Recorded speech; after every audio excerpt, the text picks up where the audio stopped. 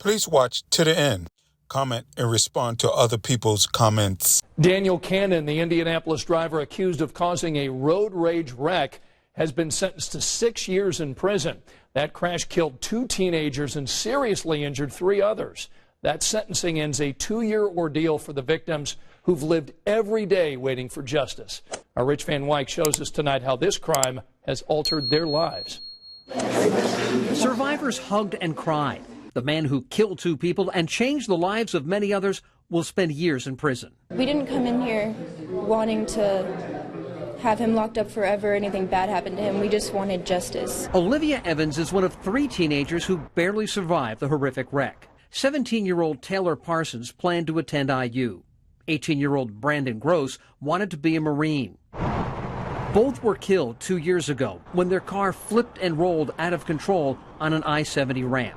Daniel Cannon had chased them down city streets and up the interstate at speeds over 100 miles an hour. Chris Church still suffers from shoulder, back, and brain injuries. The pain that I got for him and for my loss, it's unthinkable. The jury convicted Cannon on 7 counts of criminal recklessness and leaving the scene of an accident.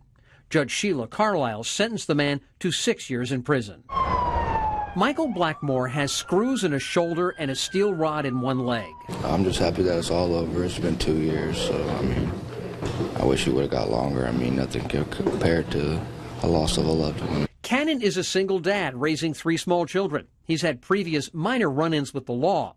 His mom asked the judge for leniency. He's not the person that they're trying to make him out to be. He's got a very loving heart, and he is sorry. Before sentencing Cannon, Judge Carlisle heard the letters and words of victims whose lives are forever changed. At the last minute, Olivia decided not to testify. I really have nothing left to say to him.